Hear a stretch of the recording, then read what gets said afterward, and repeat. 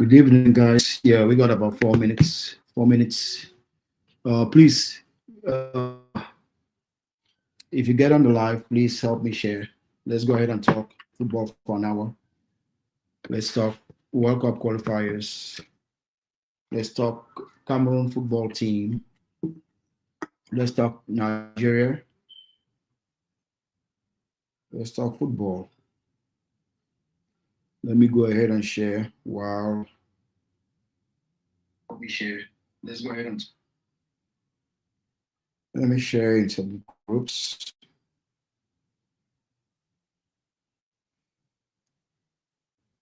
How you guys having a wonderful week wherever you might be. Microphone closer to me so that I don't have issues with the sound. Let me do that. So yeah, we're gonna break down the play versus Congo. We're gonna go into some administrative issues because I think we have a football cultural problem, which if those charge of our football don't take a deep look into it and resolve some of the problems that actually hurt our football, then I think football in Cameroon will not progress anytime soon. You know, we are good at shifting the blame. I mean, there's shared responsibility all over the place.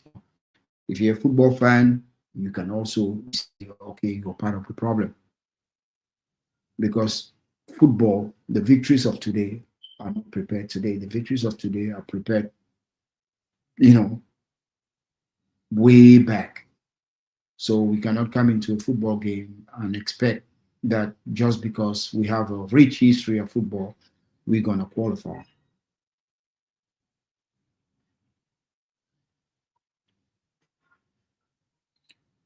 So let me go ahead and share. Please, guys, go ahead and share and let me know where you're watching from. We're going to be talking about the tactics, how Cameroon played. We're going to address the Nigerian game and then we're going to preview all the finals, maybe in the 5-10 minutes to the end. We're going to preview which will take place on the 16th, Nigeria versus Congo DR.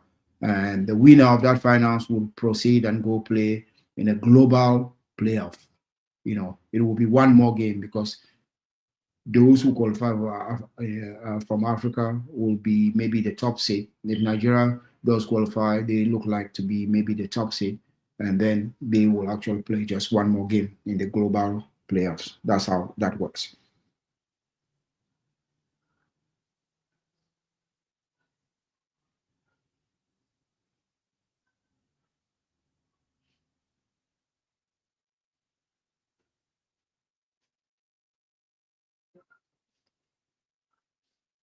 So just bear with me here.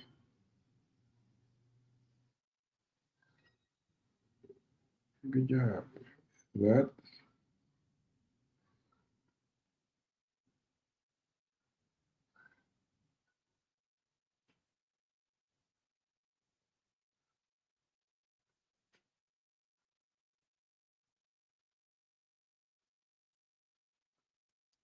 Okay. Let me share from my WhatsApp, from my, I'm sorry, from my YouTube channel. Just bear with me.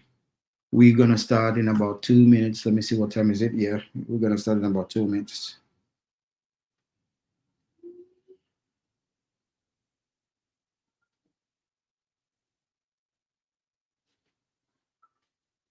FIFA World Cup.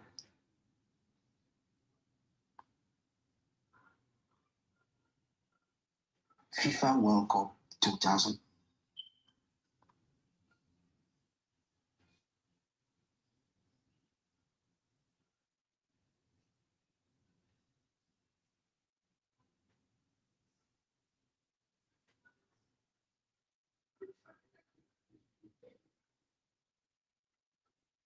Where's the live feed? I thought I had a live feed going on.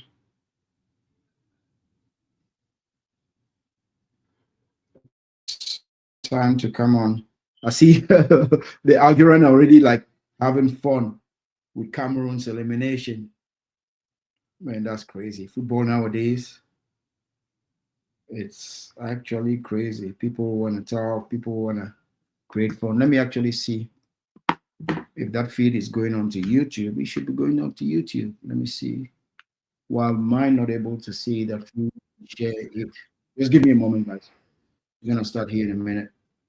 I'm looking, making sure because some guys that actually follow me are not on Facebook, so I want to make sure that this is actually live on YouTube. Let me view my channel. Yeah, it's live on there. So why was I not able to see on my phone? Let me see. Share on WhatsApp. Oh, it's gonna take a while. Let me try to use my phone to share because it's on YouTube, so I can see it. Why do I not see it when I go here? Let me see live. Hmm. It's kind of weird. I can see when I go to my computer, but then it's not on my phone. What's happening? And I'm logged in. Okay. Well, anyway, I can always share that after. I don't know what's happening. Oh, you know what? Let me just copy the link and send it on my YouTube.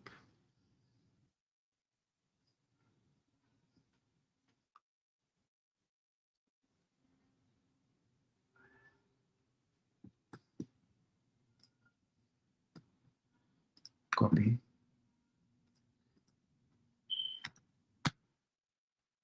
So hope you guys are having a wonderful day. Anyways, it's getting cold here in the Carolinas. I'm in Charlotte, North Carolina. Where you guys actually watching from?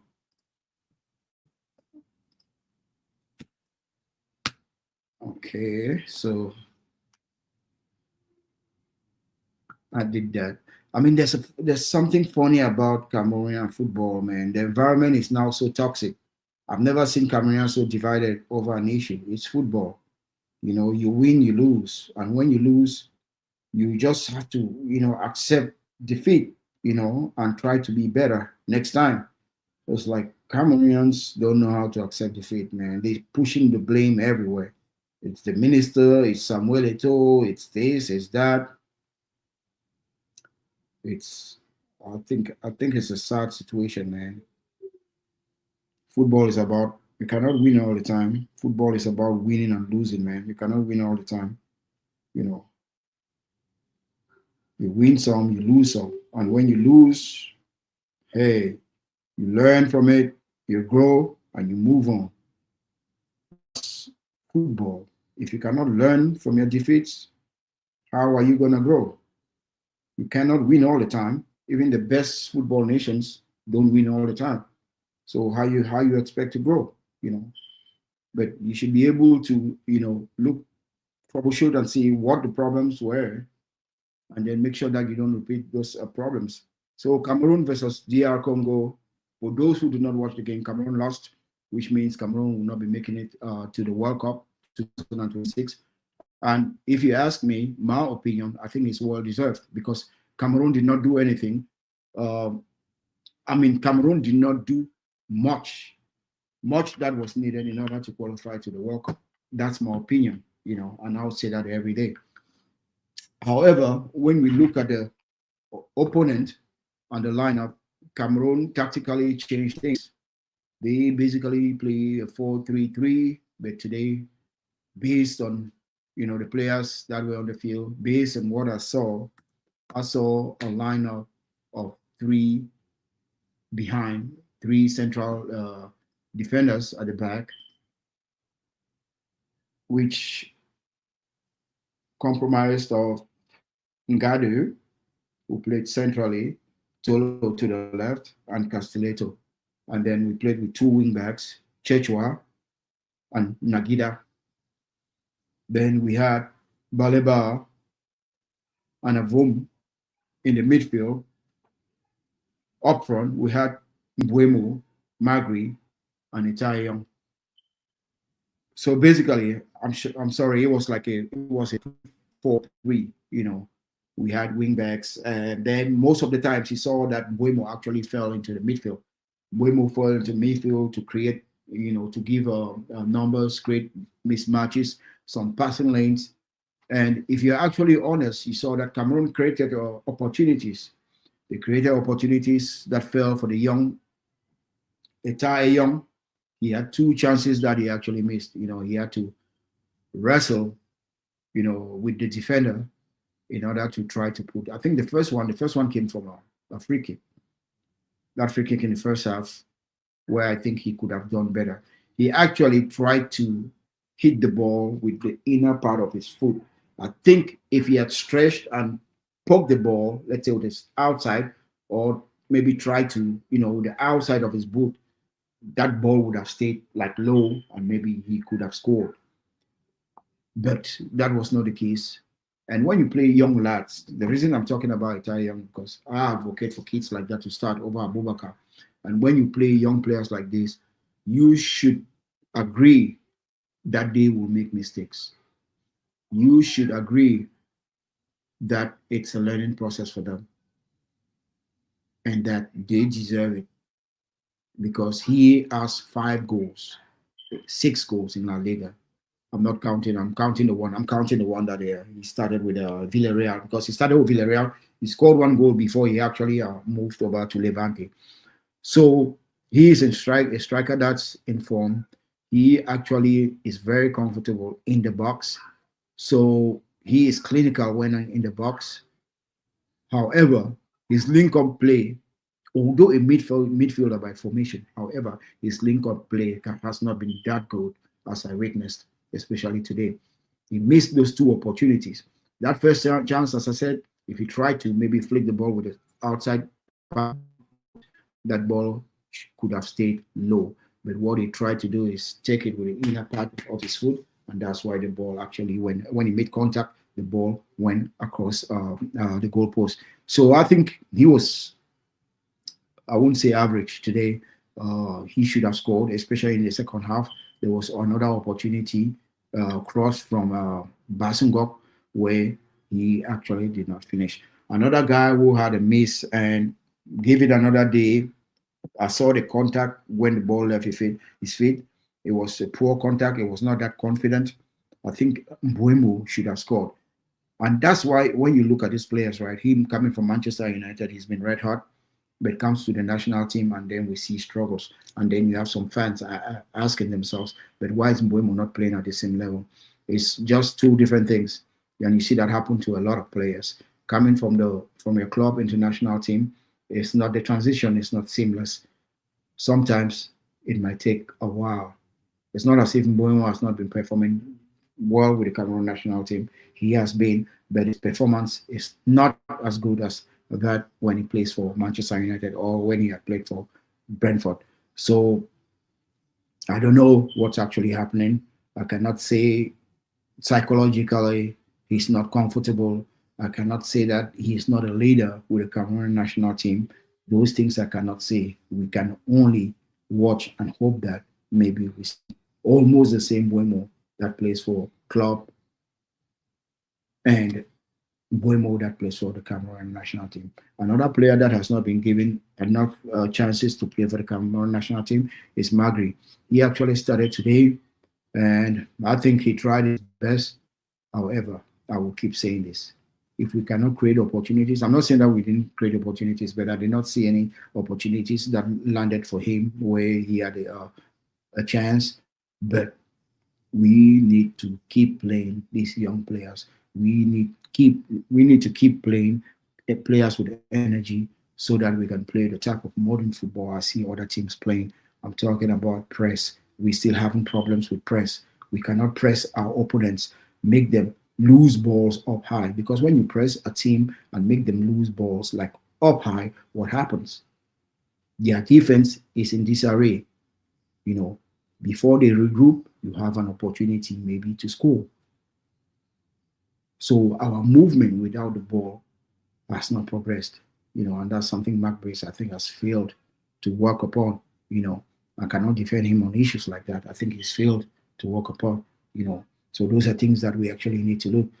Now, let's get into the midfield. We talked about our attacking line. I want to talk about Baliba. Baliba has had a tough season so far. Pre-season with his club did not go on well. Romo's going to Manchester United.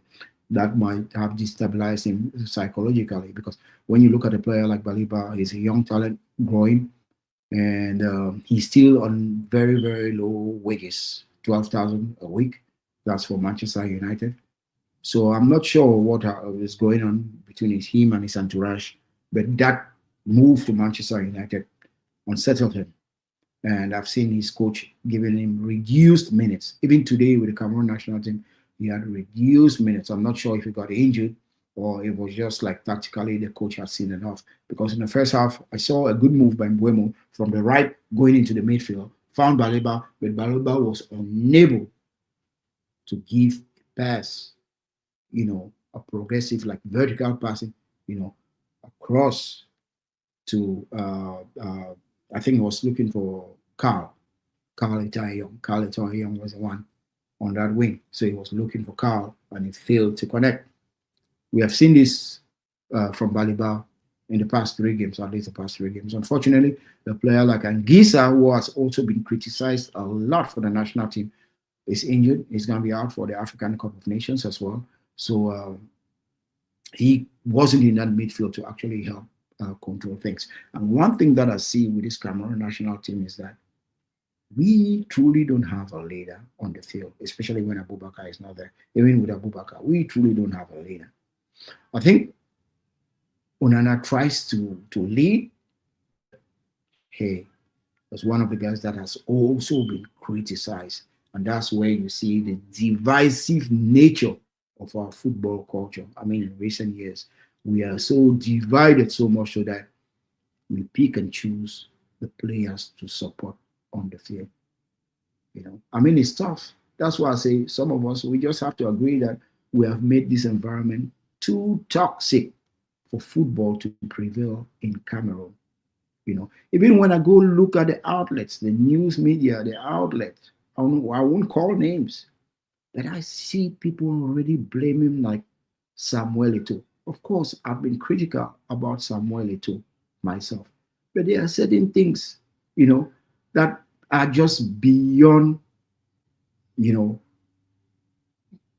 beyond logic. Let me put it that way. Beyond logic. No one is taking responsibility. We are passing, responsibility around.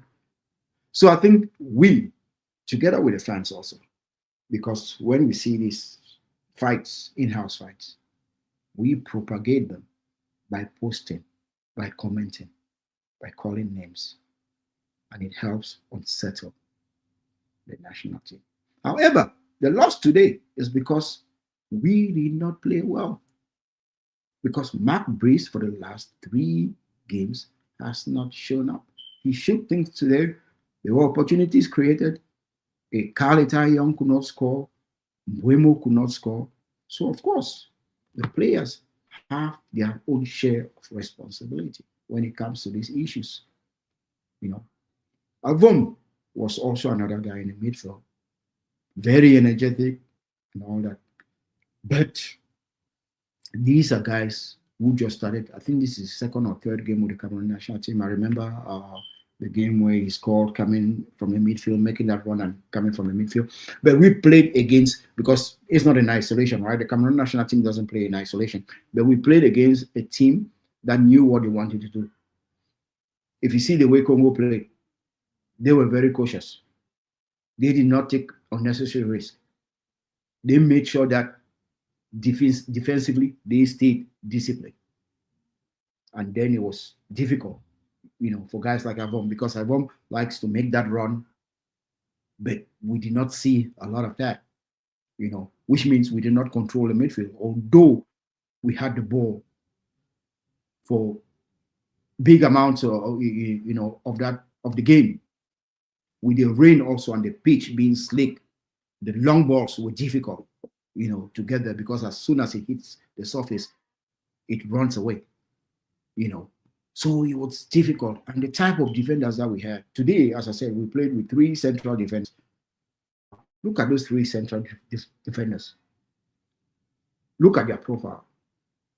I know a guy like Ngado, we played well. I'm not talking about the defensive part of things.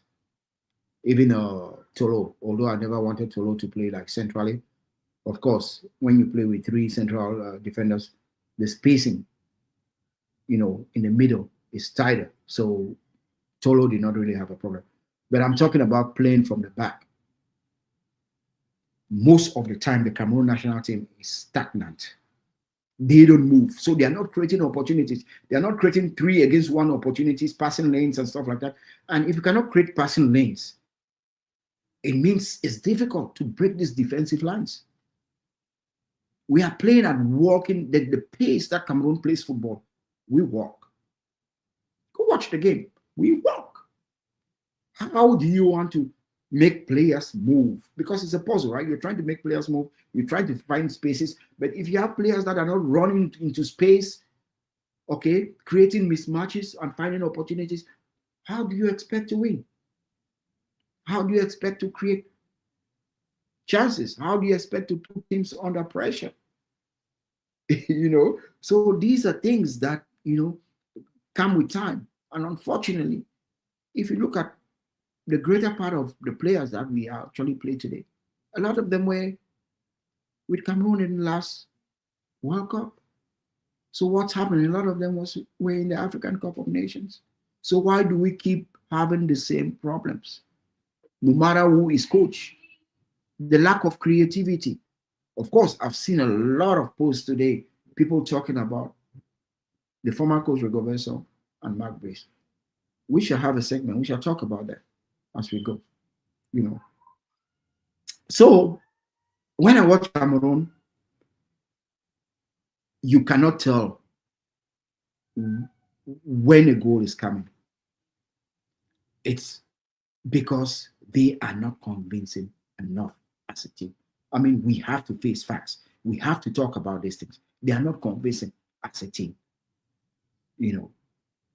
So there's no clear path of what's going to happen.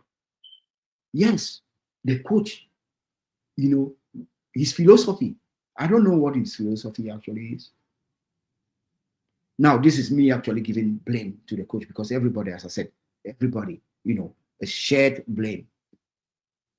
When you want to analyze the performance of the team, when you look at this away records, and I spoke about this in the preview, he's won 1. I think he's won 1.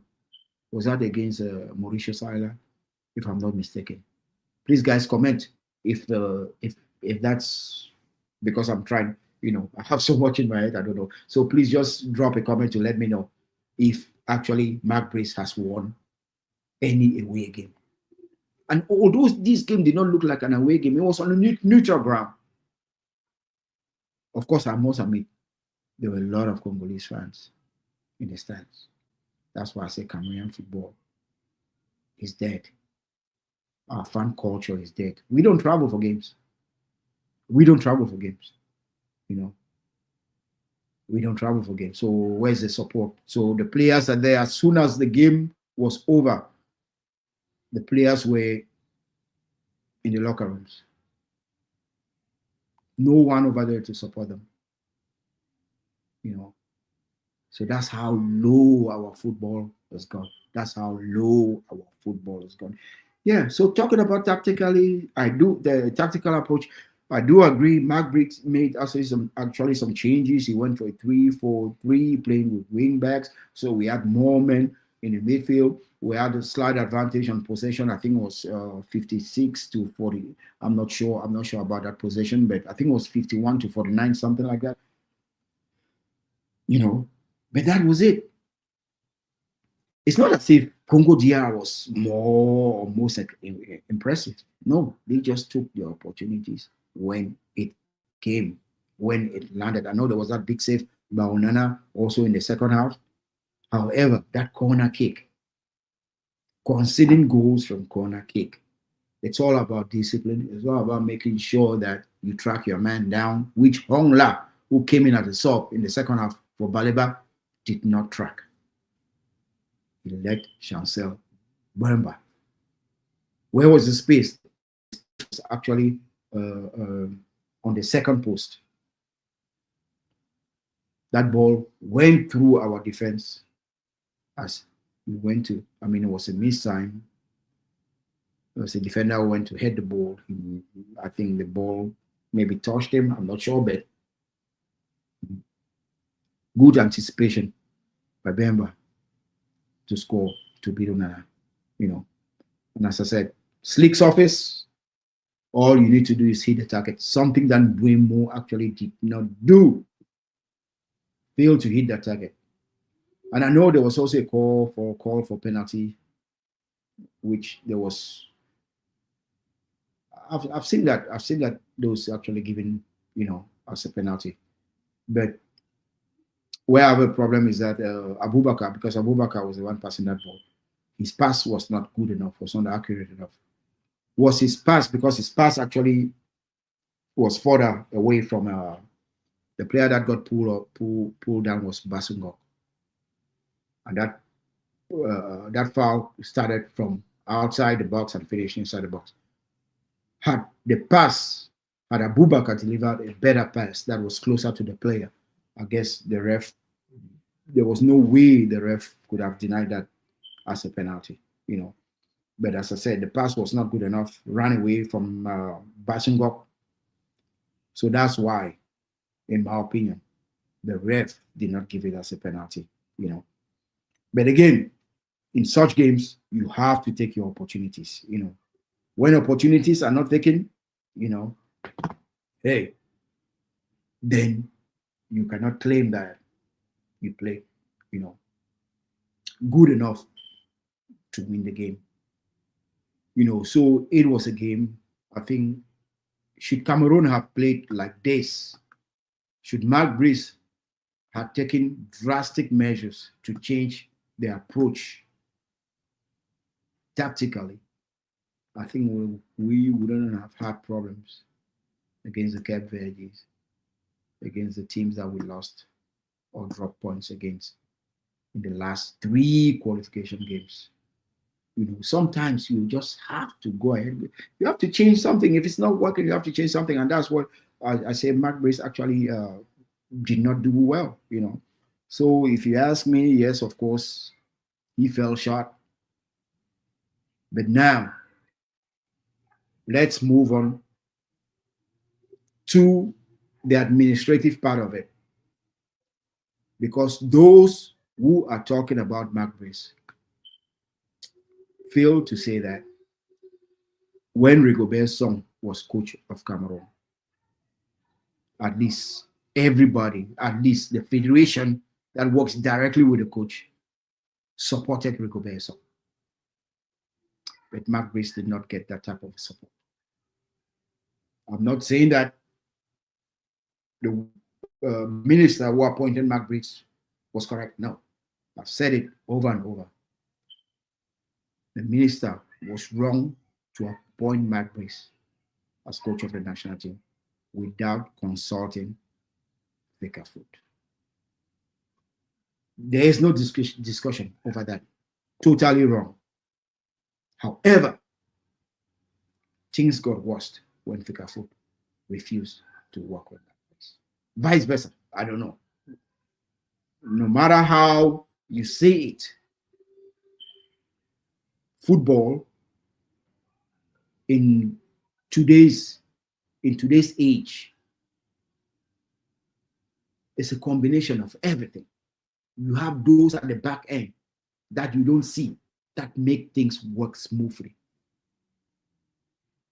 The scouting department that scouts player, that makes sure you get the right players with the right profile to play this right type of football.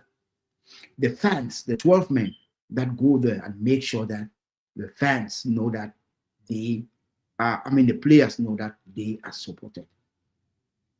So everyone has a role to play in football. We failed to look into one direction. Yes, we, as a as a club, not a team, as a club, as an indomitable lion. Because when you talk about club, when you talk about the fans, you talk about the coaches, you talk about the administrator, you talk about the players, the team itself. The team consists of the players, coaches, and those who are directly involved. But I'm talking about the club. I'm talking about the whole Indomitable Lions community. We have failed to play our part. We have participated in the indiscipline that dwells in the national team. As I said, after the game, I went to there are few some outlets that I read, sports outlets from Cameroon. Everybody is pointing a finger. They don't analyze football anymore. Some are just bent on criticizing it too. Whatever he does, yeah. There comes a time where everybody has to stop, take a breath, and look into one direction. And moving forward, if I were the one, some of these old players like Ngadu, Basungo, Abubakar, you can let a few, one or two, those with experience, those that you see will be useful for the team of tomorrow. You start planning in 2 years, because let's take African Cup of Nations, even this African Cup of Nations. We have to go there, yes. There's an opportunity, because African Cup of Nations and World Cup qualifiers, those are two different things. We qualified the African Cup of Nations 4 games, or how many games before the tournament. So those are two different things. As you can also see, Ghana is not going to the African Cup of Nations, but they are going to the World Cup. So although we're going to the African Cup of Nations to win it, we should also start building for the future. We must, it's a whole culture. Football is not only at the national team level. Yes, today, the national team played, but the national team that played today is supposed to portray the way we actually play football and consume football in Cameroon. Think about it. When you go and say players don't have the Hemley today, why is that? Because most of our players, how many of them played in our local leagues? Even the volleyballs, they just went straight from the, from the academies to play European football. So a lot of them don't even have the culture of the local leagues, So we have to take that into consideration as we start building for tomorrow. But we must accept defeat. We must accept responsibility. If we don't accept responsibility, if we don't accept defeat, how are we going to learn from our mistakes? That's the problem. It's not today. It's not starting today. Cameroon has been playing football, has been taking this approach like that. And now see, a legend like Samuel Eto'o, he comes, he says he's going to fix football. And here we are. We are not going anywhere. I can't blame him. I usually say this: if everyone is not looking into one direction, football will never work. It's not magic. Look at Cape Verde. Normally, when you talk about the economics of football, small nations like that are not supposed to be going to the World Cup. But when you have a dysfunctional team, a dysfunctional club like Cameroon, of course, those who have just a little bit of organization will take advantage of that. And it's well deserved. I'm not saying that it's well deserved for them. I mean, that's how football is actually being played today. Things have evolved. Football has evolved. Many people do consume football nowadays. So history alone is not actually enough. History alone is not actually enough. When I look at the Cameroonian players, the players that play, some of them, I look at their first touches. Hey, it was not good enough. The first touch was not good enough. And when you look at the players, even those on the bench, are recruiting. I mean, it's non-existent because not everyone, we don't have a structure. We don't have a strong structure. That's why a lot of these players, these kids don't want to come and play for Cameroon. Imagine a Kitike came and played for Cameroon. Do you think he's going to be scoring goals overnight when there's no service? When we don't have a set philosophy? Of course, it's easy to say Son qualified Cameroon for World Cup in 2 games. He played 2 games, right? When he took over. It's easy to say that he qualified Cameroon for Nation Cup or for World Cup. What happened after that? We went to World Cup. We came back and we're celebrating that we beat Brazil. Brazil, a team that is not the Brazil that we used to know. So you see how mediocre we have become. We are celebrating that Son was a better coach. Of course, Son can be a better coach if he has the backing of the Fifa food.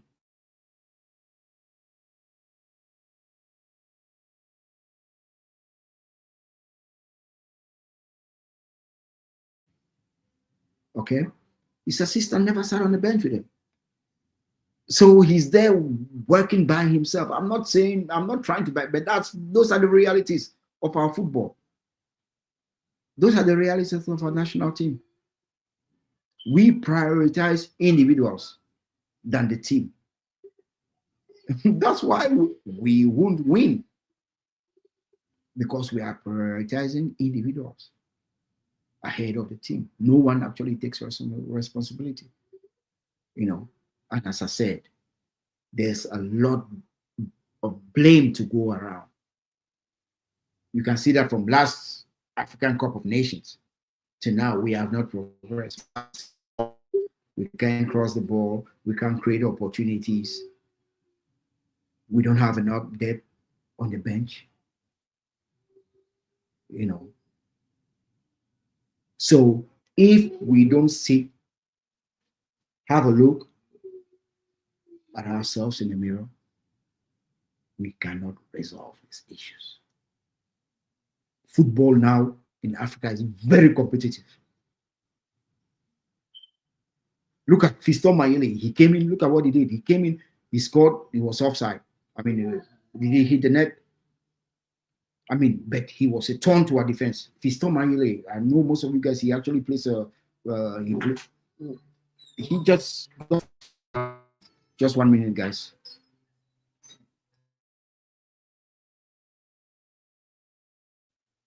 Yeah, I think he used to play for Orlando Pirates or the Pyramids of Egypt, but he just he plays his football in Africa. He's a striker for the Congo DR. So football in Africa is very competitive. Of course, we saw what Cape Verde actually did to Cameroon. And that's just because we are not looking into one direction. We are not playing as a group. The players are isolated. The coach is isolated. He's together with the minister. Feka Food is isolated. They are not allowed in the dressing room. As much as we might argue amongst each other as fans, hey, that's the reality. We know that that's what we have to face. So if we don't learn how to grow our football from grassroots level, play the league, because the culture, that's where you get culture, in the league, where we play week in, week out, in front of fans. People are watching on TV. If we cannot connect ourselves like that again and make it more competitive and get our minds from arguing, because these arguments only happen during international play. We don't even know when the league, I mean, yes, okay, of course, those of us fans who are not in Cameroon, we don't even have a schedule of the league. I know some people tell me, go watch football in YouTube. They give me sites. Come on now.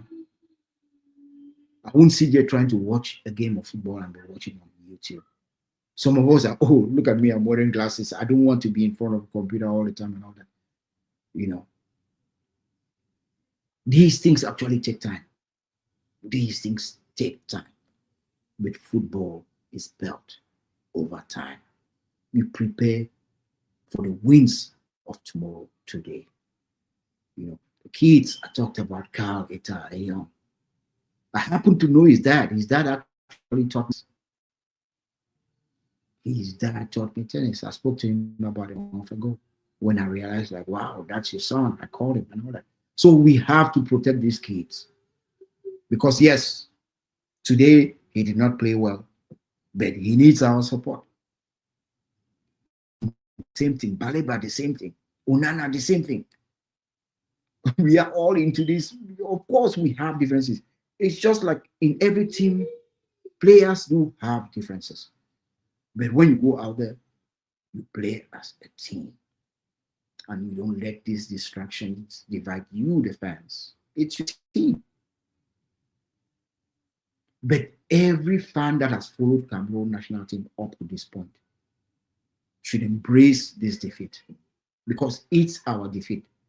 We have made this environment toxic. We should know how to take responsibility as a people. If we don't take responsibility as a people, it's just a bad house. You know, we're blaming everybody but ourselves. That was the first game, Nigeria versus Gabon. Let's talk about Nigeria versus Gabon. That was a game that I thought Gabon will do better. However, the Osimhen factor. I talked about the Osimhen factor. If you look at the first goal scored by Nigeria, it was a giveaway by Gabon. Okay. They had been playing well, beautiful football. Went to halftime 0-0, you know, and just a careless mistake. He gave the ball away. And Adam was able to score. The Nigerian striker was able to score. I mean, it was easy, one of the easiest goals I actually saw. He couldn't miss, even with closed eyes in the 78th minute. You know, but that's playoffs. Win or go home. It's not like home and away. No, it was a neutral ground. And that's where players, you know, like Osimhen make their name. Of course, Gabon was able to equalize. You know, Lemina was able to equalize. And the 9 minutes, and he took the game to prolongation. But when you look at the bench of Nigeria, you know, you look at how exhausted Aubameyang was. You look at how the field was now stretched. You know, spaces everywhere. There was only going to be one winner. There was only going to be one winner, and it was going to be Nigeria. Didi. I mean, the second goal for me was one of my best, right? Because it's what I actually preach. As I said with Cameroon, press, press, press. Nigeria did the press, and Gabon lost the ball. And as soon as the ball was passed to Didi, go look at his first touch. It was amazing because as soon as he touched the ball, you know, his control was so good so that it went with momentum. He didn't have to break his play in order to find his feet. No, it went with momentum. And then, is that Ejuke? If I'm pronouncing his name right? Yeah, the guy who came in. Yeah, Ejuke. And then Ejuke made that clever run. Now, that's what I'm talking about, the bench. You know, because he came from the bench. He came to replace one of the best wingers. You remember what Lukman did during AFCON, you know, and what he did for Atalanta. But just because he's not been playing much, he's had a coach, a new coach of Atalanta, his form has dropped, you know.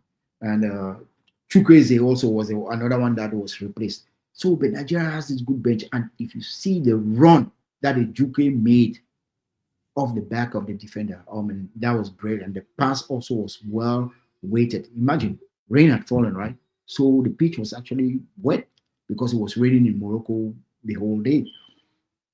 Great goal for 2-1. Gabon now pushed a lot of men up front. That's when I know they were in trouble. They were in trouble.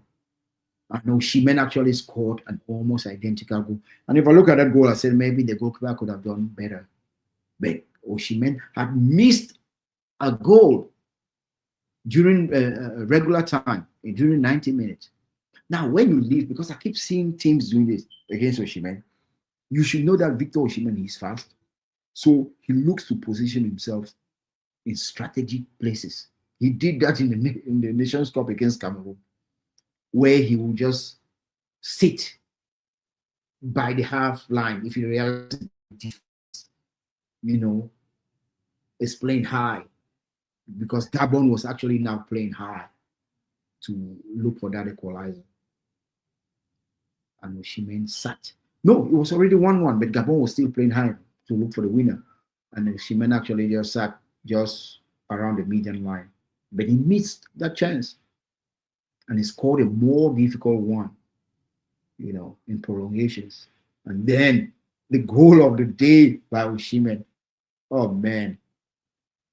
His marker actually just slipped for a second. And by the time he was trying to recover his feet, Oshimen was already on the ball. Went through 3 players to score for 4-1. I mean, just amazing. But this is what happens. Because keep in mind, a limelight. Nigeria was almost already done. That's why coaches do matter. They went and hired the former coach of Mali. For me, it was above me, man. When I saw Mali, when Mali actually let their coach go last African Cup of Nations, I do understand that it was a terrible loss when Mali actually lost against was it, they lost against Nigeria. Was it against Nigeria? They played a great game and they lost against Nigeria. And the way Eric Chile actually played that game against Nigeria. Was it against Nigeria or Ivory Coast? My memory, man. Yeah, but Nigeria actually hired him. When they had lost. I think they left the was he the Portuguese coach that they had? They let him go, and they got Eric Chile. Ever since, the guy, he's found his feet. And when you have Oshimen, red hot, playing at this very level, it's difficult to beat Nigeria.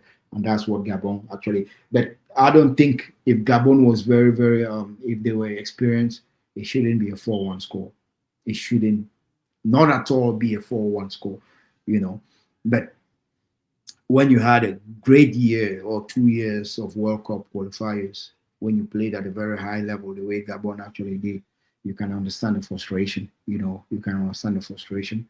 And a guy like Aubameyang, this was his last chance, not making it, to the World Cup. On the other side, you have Victor Osimhen, who's 26, 27. He's actually hitting his peak. Missing out on this World Cup would actually be something he doesn't want to do, because this is a guy that has so much to prove, right? Summer transfer window went, to my greatest surprise, no English team actually looking to go for him. No big European team actually looking to go for him. Maybe because of the problems he actually had with Napoli, they are blackballing him, blacklisting him. But when you watch Osimhen score that 4th goal of Nigeria, then it's high time. Then Nigeria is ready. And that's why I want to use the last 10 minutes to preview the game Nigeria versus Congo. And from what I have seen, I think Congo DR will do good to come and defend against Nigeria and then try to hit Nigeria on counter-attack, because you don't want to approach this game the way Gabon did. Gabon got too comfortable playing beautiful football, passing football around, frustrating Nigeria. And when they made that mistake, Because I mean, if you're a ball playing team, you got to be careful, especially when you're passing the ball in your half, right? Cameroon also almost got caught, against Congo DR also, but uh, unfortunately or fortunately for them, well, they lost anyway. So Congo was not able to convert then. However, playing those type of games with Nigeria, when you have Adams who scored today, when you have Oshimen who is very, very fast, lightning speed, because Nigeria can actually press. They can actually press you because they have a young squad. And then, now with Chile as their coach, they are a better squad than what, they showed, in the early stages of the qualifiers. So going into this game, Congo DR versus Nigeria, whoo, that's gonna be a tough one. And again, I ain't gonna lie to you because I know Congo DR defensively they more organized. Yes, Cameroon had chances against them. Cameroon should have scored. Cameroon did not score. Same chances for Nigeria. I believe Nigeria is gonna bury them. I don't see Nigeria actually not going to the World Cup at this stage. You know, oh yes, of course, there's still a long way out. They still have the global playoffs to play, but keep in mind, Africa has the highest seat. Nigeria has the highest seat of teams in Africa. The teams that I've seen that will be taking part, in that global World Cup, they don't have a high enough seat as Nigeria. So, in my opinion, Nigeria will be going to the World Cup. You know, it's just still long. It's just still a long one. But Nigeria will be going to the World Cup. Okay, I can say that again and again and again. I don't see Nigeria actually dropping the ball at this moment. You know, they're playing. I mean, their game is not. It's not actually. It's not as if their game is convincing because if it's about passing the ball around, I think Gabon was a better team. Although I think Nigeria also allowed Gabon to pass the ball around, and they actually had an approach where direct. They were going more direct. As soon as Nigeria recuperated the ball, they were looking for their strikers. The strikers were actually getting on that bicycle, running behind defenders and creating opportunities. Didi as captain did well, excellent assist for the second goal, as I said earlier. And I just believe that Nigeria has what it takes to actually make it, all the way. Although it's still a long stretch. And that playoff, I think it will be around March 26th of next year, if I'm not mistaken. And the finals of the game, Congo versus Nigeria, will be on the 16th. So I'll plan something for that. Do a watch party or something like that. So we're almost at an hour of me talking about football. I used most of the time to talk about Cameroon football, uh, which for me it's I mean we actually have the talent, okay, but Cameroon actually needs to do better. As I said, to win tomorrow, we need to start preparing for the wins of tomorrow today. Mark Breeze made a change today for a 3-4-3. He actually used wingbacks. Buemo was falling in the midfield. So at every given moment, he had about 5 players in the midfield looking to control the midfield. I don't think Congo DR dominated the game. They did not. However, Cameroon was unable to score when they had chances. Cameroon had 3 good chances, which they actually failed to score. I talked about the Carl, Eta, the miss, and I think kids like that need our support because they can only learn from their mistakes. Just 2, 3 months ago, that's when he actually integrated the national team, and I'm happy that the coach actually kept starting him. You know, you start him, start him, start him. He's gonna learn. He had those opportunities, and it's not as if the opportunities were actually easy. He should score. he's been scoring in La Liga, so he should score. I talked about the Buemo miss. I talked about giving responsibility. I mean, Mark Briggs has to take responsibility. I talked about the lack of unity.